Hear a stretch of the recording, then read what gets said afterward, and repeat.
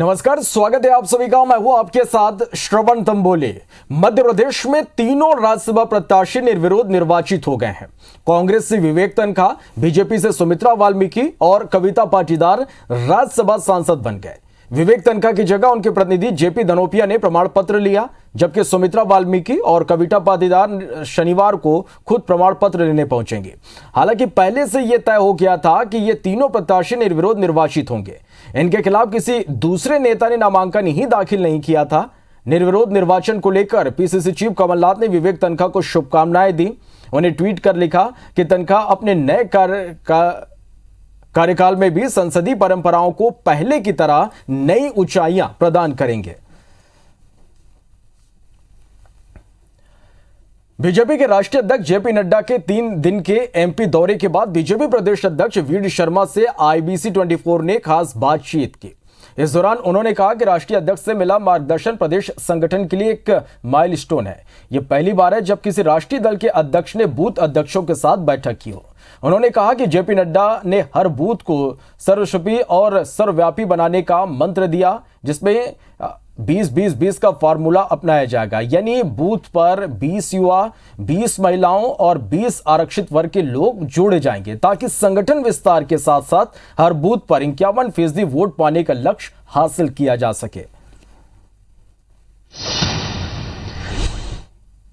Bharatiya Janata party के राष्ट्रीय अध्यक्ष जेपी नड्डा का मध्य प्रदेश और जबलपुर का दौरा ऐतिहासिक रहा है, जब राष्ट्रीय अध्यक्ष ने बूथ और मंडल कमेटियों को संबोधित किया है और साथ ही साथ युवाओं को जोड़ने की एक पाठ भी प्रदेश संगठन को देकर गए हैं। इस वक्त मध्य प्रदेश के भाजपा अध्यक्ष वी डी शर्मा साहब हमारे साथ मौजूद हैं। बेहद महत्वपूर्ण दौरा, किस तरह से मानते हैं कि राष्ट्रीय अध्यक्ष आकर बूथ और मंडल कमेटियों की बैठक लेते हैं और जो पाठ उन्होंने पढ़ाया उसको किस तरह से एग्जीक्यूट करने वाले हैं? देखिए, भारतीय जनता पार्टी मध्य प्रदेश के लिए एक बहुत ही गौरव का क्षण था कि 3 दिन दुनिया के सबसे बड़े राजनीतिक दल के राष्ट्रीय अध्यक्ष ने मध्य प्रदेश को दिए। उसमें 2 दिन जबलपुर के कार्यकर्ताओं को मिले, तो कार्यकर्ताओं के लिए तो एक बहुत महत्वपूर्ण विषय था ही। और माननीय राष्ट्रीय अध्यक्ष जी ने भारतीय जनता पार्टी के काम की दृष्टि से, ये मुझे लगता है कि दुनिया के इतिहास में ऐसा कोई दल होगा जिसके राष्ट्रीय अध्यक्ष बूथ की बैठक ले रहे हैं और बूथ के कार्यकर्ताओं से बात कर रहे हैं। बूथ अध्यक्ष राष्ट्रीय अध्यक्ष के बगल में बैठ करके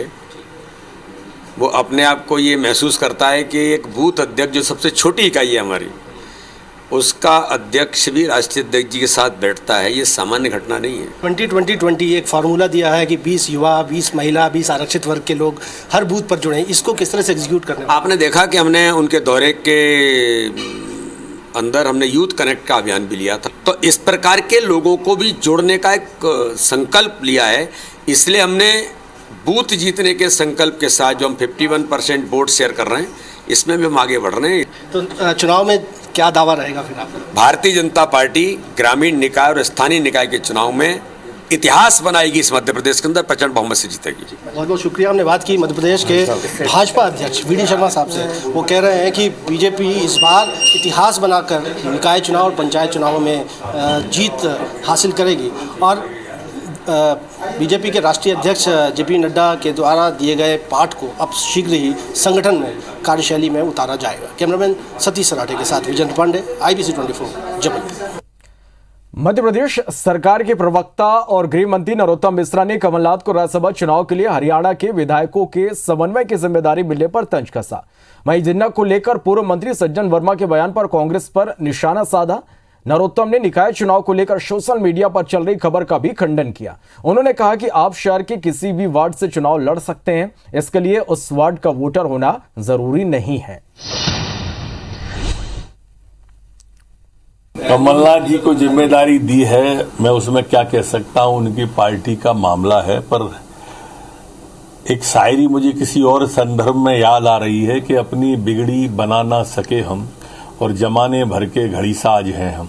अब इसके बारे में सोनिया गांधी जी को, राहुल गांधी जी को, कमलनाथ जी को स्पष्ट करना चाहिए कि ये कांग्रेस का जिन्ना के साथ सज्जन रिश्ता क्या है, उनको थोड़ा सा स्पष्ट कर देना चाहिए। और एक बात मैं सज्जन भाई को धन्यवाद तो दूंगा कि उन्होंने जो स्पष्ट कर दिया कि विभाजन में अकेले जिन्ना नहीं, नेहरू जी भी जिम्मेदार थे। मैंने जो अधिकारियों से बात की है, नगर के अंदर जिस व्यक्ति का नाम वोटर लिस्ट में है वो किसी भी वार्ड से चुनाव लड़ सकता है। जो भ्रम फैलाया जा रहा है कि वो उसी वार्ड से लगेगा, वो भ्रमपूर्ण है, गलत है। छत्तीसगढ़ में हरियाणा के कांग्रेसी विधायकों के जमावड़े को लेकर मध्य प्रदेश की सियासत भी गर्म है। मामले में गृह मंत्री नरोत्तम मिश्रा ने कांग्रेस पर निशाना साधा तो कांग्रेस ने करारा पलटवार किया। पूर्व मंत्री और कांग्रेस विधायक पीसी शर्मा ने कहा कि कमलनाथ एमपी के नहीं बल्कि देश के नेता हैं, हरियाणा के प्रभारी भी रहे हैं, ऐसे में उन्हें जिम्मेदारियां मिली हैं तो बीजेपी को ऐतराज नहीं होना चाहिए। मामला सेंधमारी से बचाने का नहीं बल्कि बीजेपी को राज्यसभा में शिकस्त देने का है। बीजेपी ने कांग्रेस के राज्यसभा उम्मीदवार विवेक तन्खा को रोकने के लिए नाकाम प्लानिंग भी की थी। अब हरियाणा को लेकर बयानबाजी की जा रही है। पूर्व नेता प्रतिपक्ष अजय सिंह राव ने नरोत्तम मिश्रा और बीजेपी को अपने गिरेबान में झांकने की नसीहत दी है।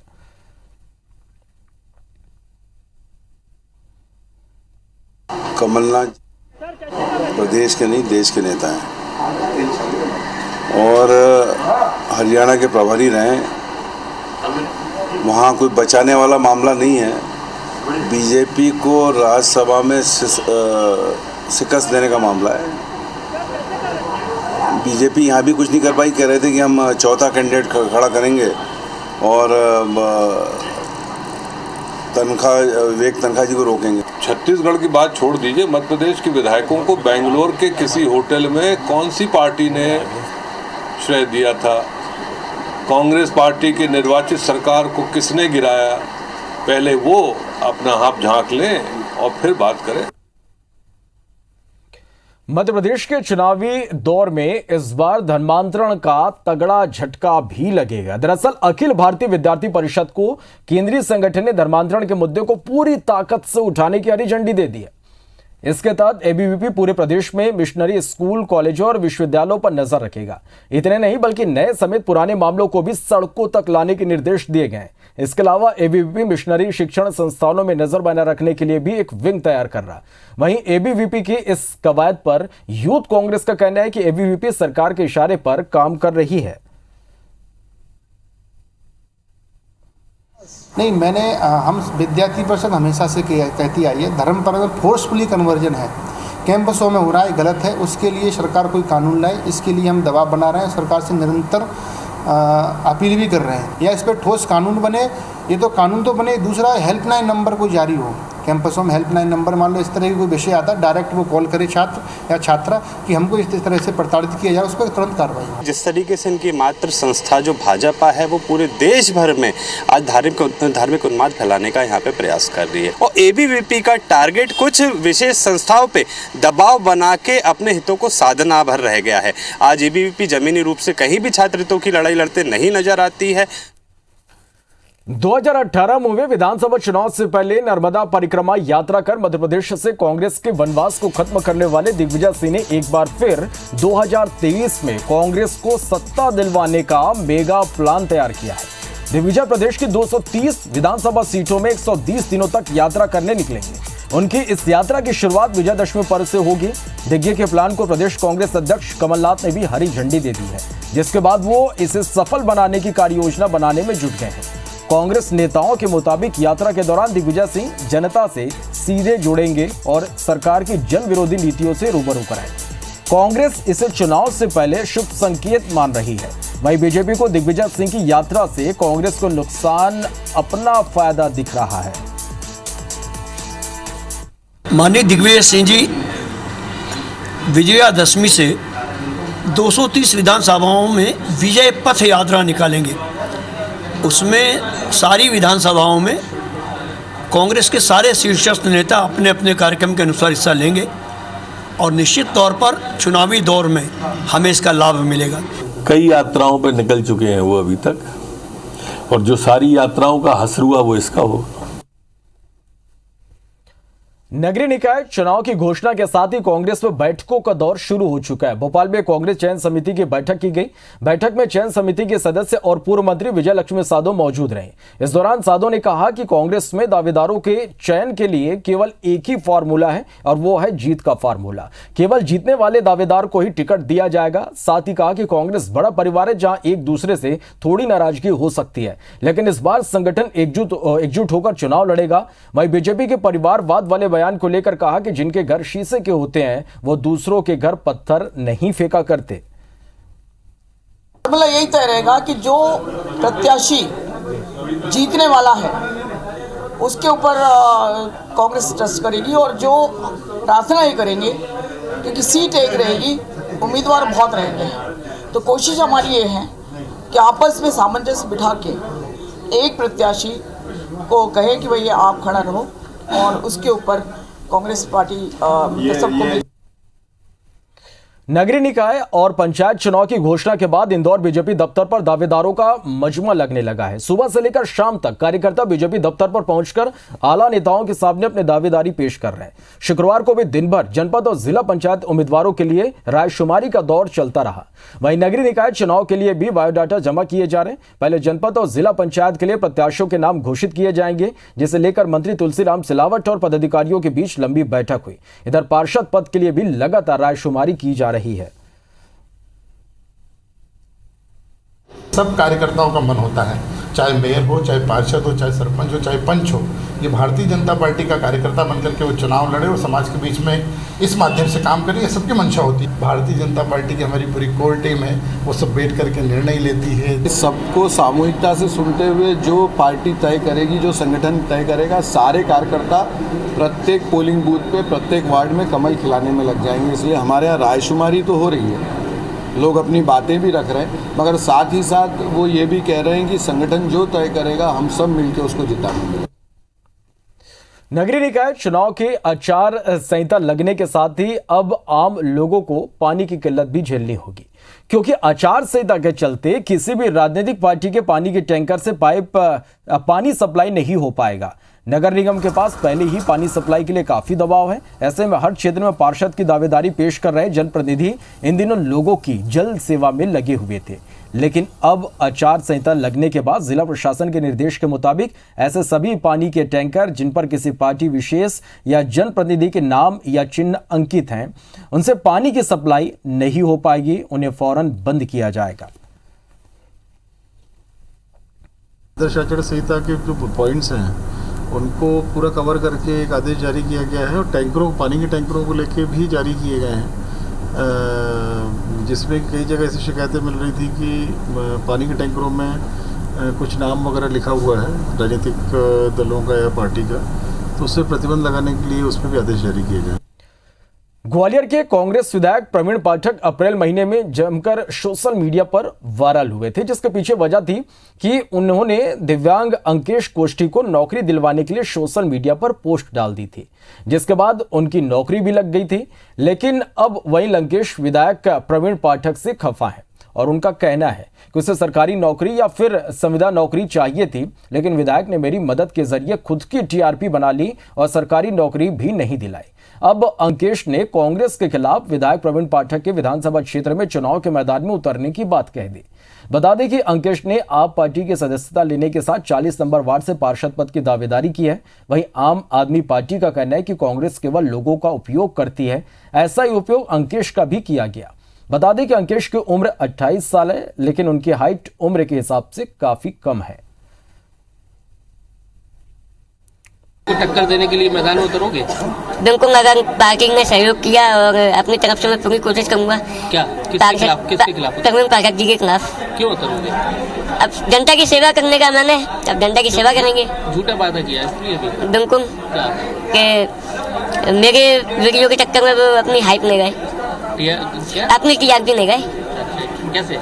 वीडियो के चक्कर में जॉब उन्होंने दिलवाई, देखिए, बिल्कुल पार्टी हर किसी को देख रही है जो हमारे सारे क्राइटेरिया को फिल कर रहा है। और रही बात, वो पहले कांग्रेस पे गए थे, तो मुझे लगता है कि अब लोगों की नौटंकी करने की आदत हो चुकी है। इट्स नॉट अबाउट कि प्रवीण पाठक जी के लिए पर्सनली बोल रही है, लेकिन सभी लोगों के लिए बात बोल रही है कि कांग्रेस के पास कुछ बचा नहीं है दिखाने को। तो अब वो क्या करती है, सिर्फ नौटंकी कर रही है, ड्रामा कर रही है।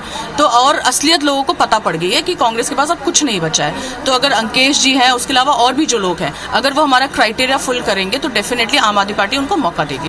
अक्सर आपने विवादित बयानों को लेकर चर्चा में रहने वाले आईएएस नियाज खान एक बार फिर से चर्चा में है, और इस बार वो विवादित बयानों को लेकर नहीं बल्कि तारीफ को लेकर चर्चाओं में है। नियाज खान ने आरएसएस प्रमुख मोहन भागवत के बयान से सहमति जताते हुए ट्वीट किया। आईएएस नियाज खान ने ट्वीट कर लिखा कि मैं आपके महान विचारों को सलाम करता हूं। सभी भारतीयों के एक जैसे हैं और हमारे पूर्वज एक जैसे हैं। हर किसी को अपने तरीके से पूजा करने की आज़ादी है। सबसे बड़ी बात यह है कि हिंदुओं और मुसलमानों के बीच प्रेम रहना चाहिए। हम सब एक हैं। बता दें कि भागवत ने ज्ञानवापी मामले को लेकर कहा था कि हर मस्जिद में शिवलिंग खोजना गलत है। इससे पहले गृहमंत्री नरोत्तम मिश्रा ने भी भागवत के बयान से सहमति जताते हुए कहा था कि मैं भागवत के बयान से सहमत हूं। हर मस्जिद के नीचे शिवलिंग नहीं देखना चाहिए। इसके अलावा कांग्रेस नेता अजय सिंह राहुल ने भी भागवत के बयान का समर्थन करते हुए कहा कि अब मंदिर मस्जिद पर विवाद की बात नहीं होनी चाहिए। देश में विकास की राजनीति होनी चाहिए। मस्जिद के नीचे शिवलिंग नहीं होना चाहिए, क्योंकि जो देश के मुसलमान हैं उनके पूर्वज कहीं ना कहीं हिंदू हैं। और जब पहले इसमें उन्होंने क्या गलत कहा है और उन्होंने कह दिया तो उस पर मेरे से सवाल कैसा? 100% हम उनके साथ सहमत हैं। आरएसएस के जो संगठन है उनको काबू करने के लिए मोहन भागवत जी पर्याप्त है। मेरे ख्याल से जिस तरह से और संगठन काम कर रहे थे उसको सोचते हुए, देखते हुए, समझते हुए मोहन भागवत जी ने ये बयान दिया है। विदिशा में पीडब्ल्यूडी कार्यालय में गुरुवार को हुई आरटीआई एक्टिविस्ट और पूर्व ठेकेदार रंजीत सोनी के हत्या के 5 आरोपियों को पुलिस ने धर दबोचा। बता दें कि रंजीत का अपने पूर्व साथी जसवंत रघुवंशी, एस कुमार चौबे और नरेश शर्मा से पुराना विवाद था। तीनों आरोपियों ने अपने चौथे साथी शैलेंद्र पटेल को सुपारी किलर खोजने का काम सौंपा था। शैलेंद्र ने अंकित यादव और फटुंडा से 25,000 में बात तय की थी। हत्या के बाद अंकित रायसेन के सिलवानी में छिपा था, जहां से पुलिस ने 24 घंटे के अंदर उसे पकड़ लिया और हत्याकांड के राज से पर्दा उठा दिया।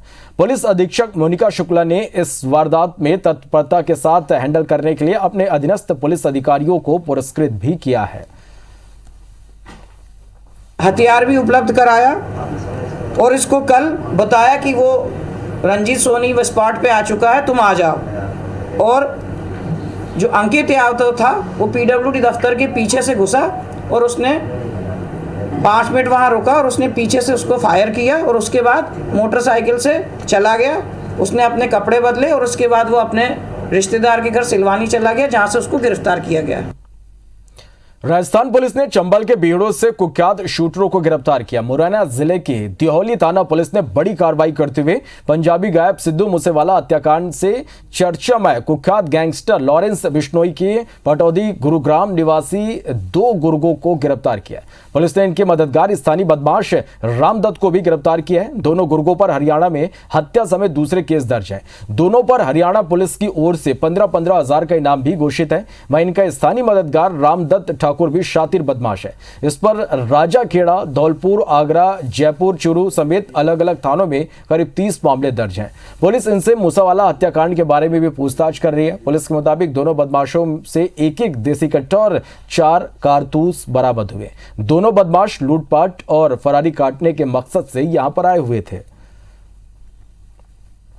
दूसरे 2 व्यक्ति जो पाटौदी थाना क्षेत्र गुड़गांव के रहने वाले हैं और गुड़गांव के पाटौदी थाने में फरवरी के अंदर डबल मर्डर किए हैं और तब से ये फरार चल रहे हैं और पाटौदी थाने से इनको 15-15 हजार का इनाम हो दिए। आगे से इनकी तफ्तीश चल रही है। आयुष्मान योजना के तहत अब से ऐसे मरीज जिनके इलाज का खर्च 3 लाख या उससे ज्यादा है, उनके बिल का ऑडिट कराया जाएगा। यह ऑडिट योजना का संचालन करने वाली स्टेट हेल्थ एजेंसी करेगी। दरअसल राजधानी भोपाल के निजी अस्पताल वैष्णो अस्पताल में हुए फर्जीवाड़े के सामने आने के बाद स्वास्थ्य विभाग ने यह फैसला लिया। बता दें कि वैष्णो अस्पताल ने बिना किसी मरीज को भर्ती किए फर्जी बिल बनाकर क्लेम कर दिए, जिसकी जांच करने पर फर्जीवाड़े का खुलासा हुआ। अस्पताल ने 30 मरीजों के इलाज का क्लेम किया था, लेकिन जांच में पाया गया कि अस्पताल में एक भी मरीज भर्ती नहीं है। इस तरह की गड़बड़ी फिर ना हो, इसे रोकने के लिए अब ऑडिट किया जाएगा। वहीं वैष्णव अस्पताल की मान्यता निरस्त करने के लिए स्टेट हेल्थ एजेंसी ने भोपाल सीएमएचओ को भी पत्र लिखा है। साथ ही अस्पताल का 50 लाख का भुगतान भी रोक दिया गया है। कहीं भी किसी भी योजना में कहीं कोई कमी आती है तो हमारी सरकार का स्पष्ट निर्देश है कि उसमें ये सुनिश्चित किया जाए कि किसी भी तरह का फर्जीवाड़ा ना हो और उसके लिए जो भी उपाय करने होंगे हम करेंगे। चलिए, तो इसी के साथ फिलहाल इस बुलेटिन में इतना ही।